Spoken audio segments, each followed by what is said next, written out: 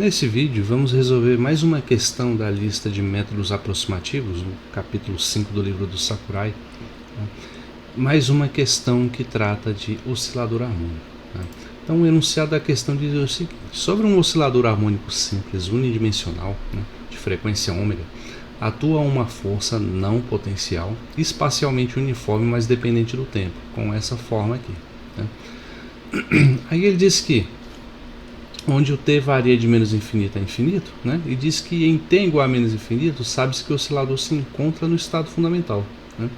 Então o item pede para a gente usar a teoria de perturbação dependente do tempo até a primeira ordem e calcular a probabilidade de encontrarmos esse oscilador no primeiro estado excitado em um tempo infinito, um tempo suficientemente grande, certo?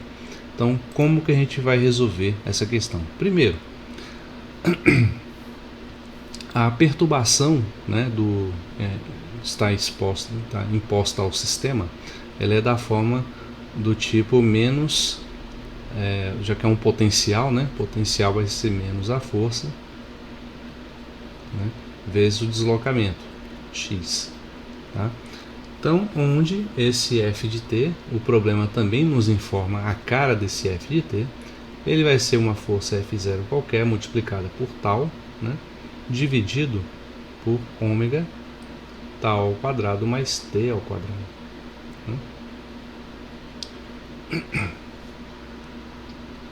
Então, onde é sempre bom lembrar que esse ômega que aparece aqui, ômega, ele corresponde, se eu colocar assim, ômega 10, melhor ainda, ele vai ser o que? A representação da diferença das energias entre o primeiro estado e o estado zero, dividido por H cortado. Porém, quando se trata de oscilador harmônico, a energia E1 é dada por 3 meios de H cortado ômega. E a energia em E0 é meio de H cortado ômega. Tudo isso dividido por H cortado. Então, tendo H cortado em cima e embaixo, a gente consegue fazer os devidos cancelamentos, e isso vai resultar em uma expressão, 3 meio menos meio dá 2, então H cortado, isso aqui vai resultar apenas em ômega, quer dizer, tá? Então, onde tem ômega 0, entenda-se o ômega correspondente à transição de energia, entre um estado e outro, tá bom? Então, entre o estado fundamental e o primeiro estado excitado. Então, pela teoria de perturbação dependente do tempo, a amplitude C1 até a primeira ordem dependente do tempo, ela vai ser dada por menos I sobre H cortado, a integral de T0 a T é elevado a I, ômega 0 T', VNI de T' dt'. Onde, como já vimos aí nos outros exercícios, esse VNI de T que aparece aqui, nada mais é do que essa força, menos a força multiplicado por esse deslocamento. Então, isso dentro de um braquete.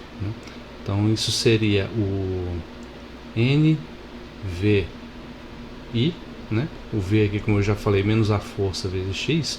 Então, aqui fora do elemento de matriz aqui representado por esse braquete, vai ficar o menos F0 tal, sobre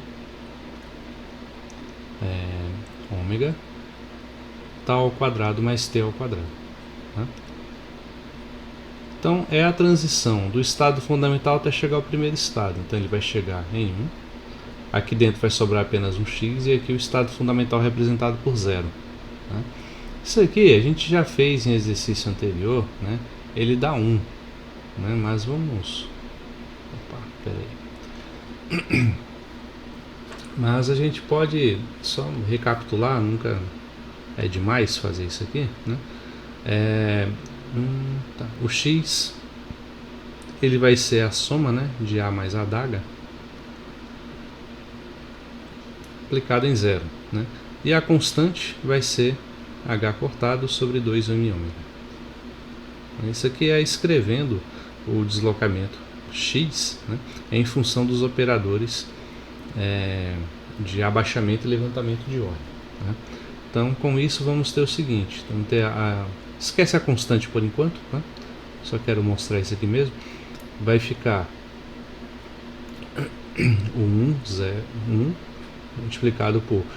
Quando A atua em 0, vai dar 0. Né? Porque isso aqui abaixa a ordem em uma unidade, e como não tem ordem mais baixa do que o estado fundamental, a gente zera. Né? E o adaga aplicado em 0 vai levantar a ordem em uma unidade, vai resultar no ket 1. Né? Então o resultado disso é Bra1 ket 1, que é igual a 1. Tá? Então 1 multiplicado por essa constante que está aqui. Portanto, o que vai aparecer aqui vai ser menos F0 tal, né, dividido por ômega tal ao quadrado mais t ao quadrado, multiplicado por aquela constante, que é h cortado sobre 2m ômega,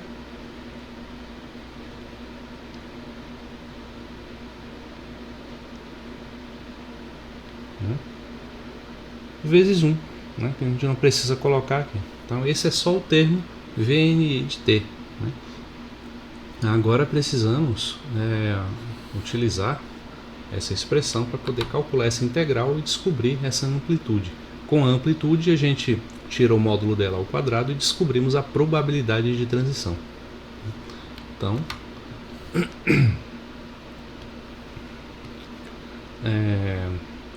tendo aí o valor do VNI já devidamente calculado, vamos ter Cn1 de t igual a o valor tinha encontrado, como é menos F0, né, que aparece aqui, com o menos I vai ficar mais I, né? Então vai ficar I F0 tal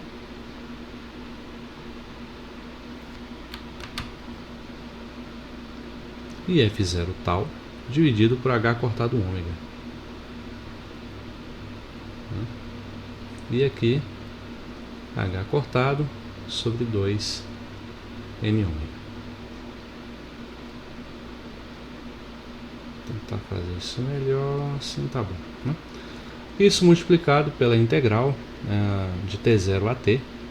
Né? A gente já sabe que é de menos infinito a mais infinito, que é o nosso intervalo, né, de integração, da exponencial de I ômega 0 T' dividido, né, por tal ao quadrado mais T' ao quadrado, dt'. Né?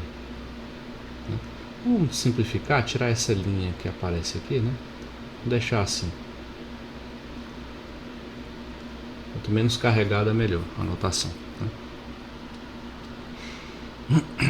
Então, chegamos nessa integral. Né?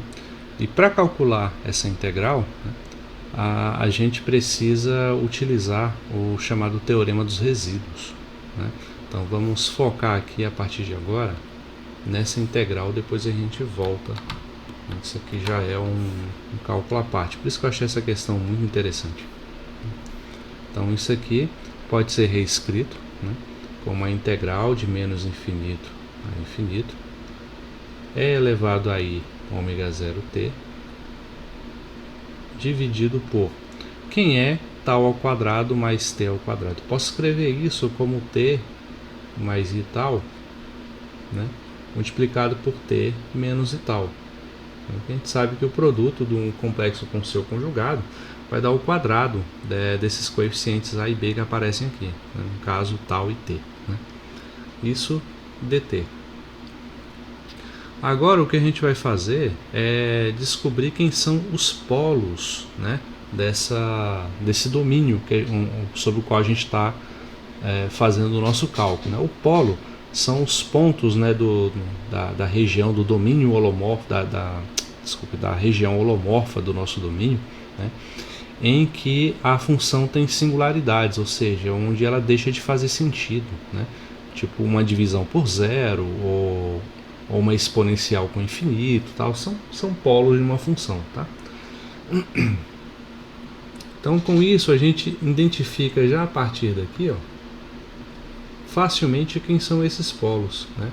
Ou seja, uma forma é onde você tem, uma forma de encontrar o polo, é você encontrar onde a função deixa de fazer sentido. Como eu disse, uma divisão por zero se encaixa perfeitamente nisso, né? Então, onde que essa função aqui zera? Ela zera em t igual a mais ou menos i tal, né? Então, quando t igual a menos i tal aqui nessa expressão, nesse primeiro, a gente vai ter uma multiplicação por zero, portanto, uma divisão por zero também, né? E a mesma coisa na outra entrada, né? Então, encontramos aqui, né, os polos dessa função, podemos aplicar o teorema do resíduo. Como que ele funciona, né?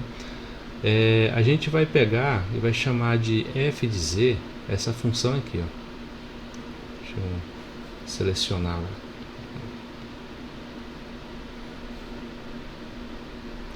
Vamos chamar isso aqui de f de z. Vou fazer aqui para o próximo quadro.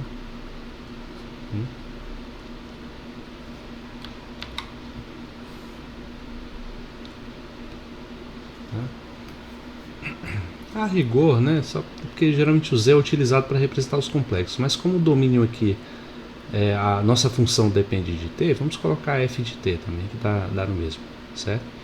Então, o que diz, né, o teorema dos resíduos? Vou colocar aqui. Teorema dos resíduos, né? O teorema diz que o limite, né, de t menos i tal multiplicado por f de t, né, quando t tende a i tal, né, é onde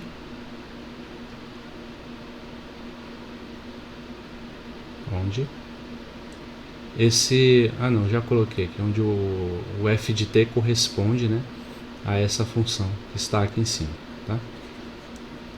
Deixa eu só apagar aqui a série para organizar melhor. Diz que o resultado da integral é dado pelo limite de t menos i tal multiplicado por f de t, quando t tende a i tal, no caso. Ok? Então, a gente simplesmente faz aqui, ó, o limite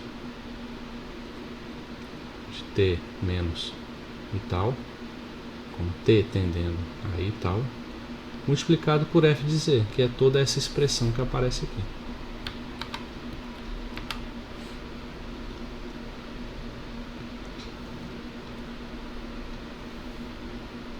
Eu estou simplificando bastante para não dar os detalhes teóricos, né, da teoria de resíduo. O que nos importa é o aspecto operacional da ideia, né? Então, com isso a gente consegue cancelar, né, essa singularidade quando t tende a i tal. Uma outra possibilidade seria de você analisar o limite de t mais i tal, né, quando t tende a menos i tal. Mas por que então que eu não aderi a essa possibilidade sim à primeira, né? Faltou uma explicação mais clara quanto a isso. A explicação vem do seguinte: eu vou fazer aqui, ó, vamos reparar nessa função e elevado a i ômega 0t, né? Vocês concordam comigo que o módulo disso daqui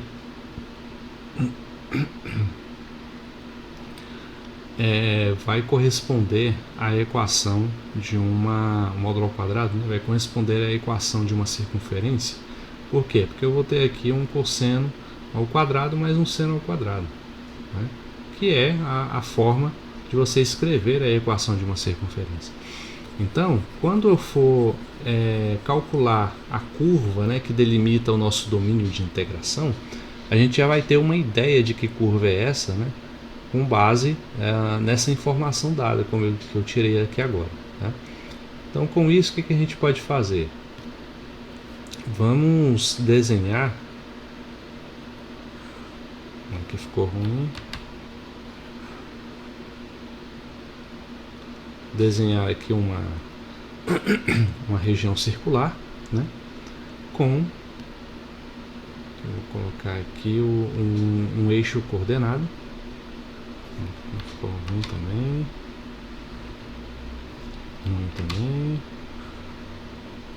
Assim ficou melhor. Um eixo coordenado da seguinte forma, né? Como o eixo horizontal corresponde aos reais puros e o vertical aos imaginários puros, né? Então, feito isso, a nossa integral vai de menos infinito a mais infinito. Então, podemos entender a nossa região, né, a curva sobre a qual a gente está fazendo aí o nosso cálculo, que corresponde ao nosso domínio holomorfo, né?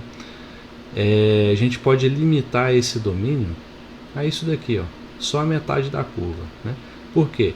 Porque com um domínio de integração de menos infinito a mais infinito, então a gente pode simplesmente fazer que nossa curva, o raio dela corresponda a esse infinito, nessa direção, né? A menos r, vou colocar aqui menos infinito, e nessa outra direção a mais infinito, né?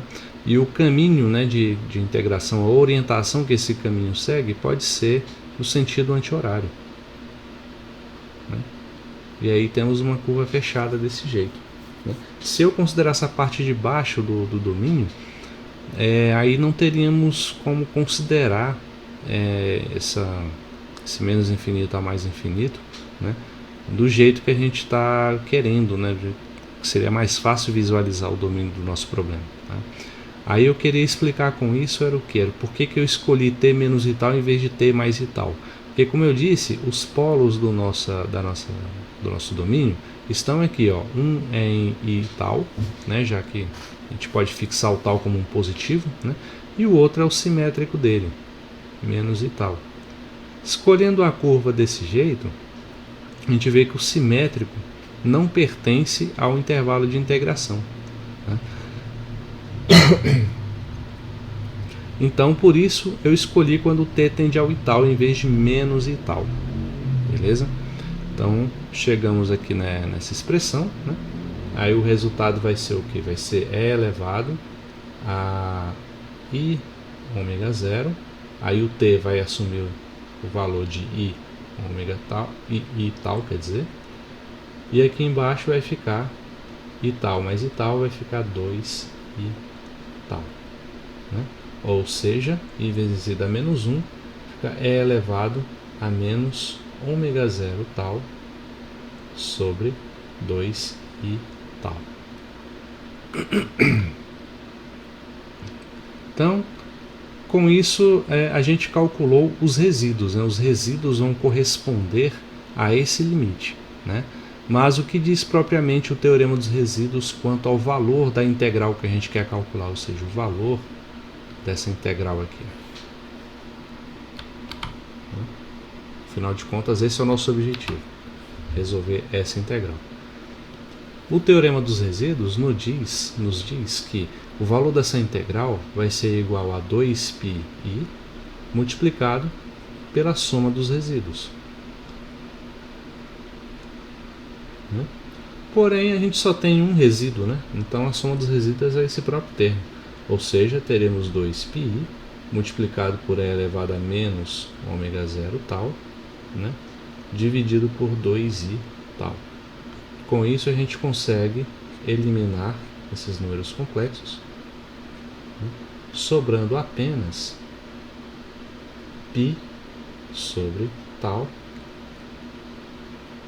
vezes e elevado, aqui não é menos i, é só menos, né, e elevado a menos ômega zero tal, né? Esse é o valor, né, dessa integral. Tendo o valor dessa integral, a gente pode voltar no problema de calcular a probabilidade de transição, né? Então, vamos pegar aqui novamente, ó, onde a gente parou no cálculo para poder resolver a integração, né, e voltar aqui, né? Então, ó, portanto,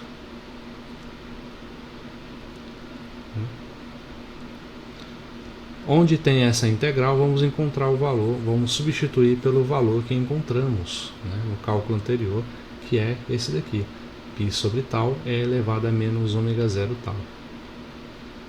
π sobre tal é elevado a menos ômega zero tal. Então, com isso a gente consegue fazer mais um cancelamento, né? E podemos também até passar esse ômega, ou H cortado, desculpa, para dentro desse radical, né? Aí ele passa como quadrado, vai cancelar com esse aqui de cima. Então vai ficar 1 sobre 2 ômega, 2H cortado M ômega, né? Mais uma maneira aí de reduzir um pouco as contas. Então, enfim, o fato é que a gente quer calcular a probabilidade de transição. Então isso é dado pelo módulo da amplitude ao quadrado, né? O módulo dessa amplitude vai ser, com isso, né, o número complexo vai embora, não faz mais sentido para a gente. Vai ficar f0 ao quadrado vezes π ao quadrado, né, vezes e elevado a menos 2 ômega 0 tal, né, e aqui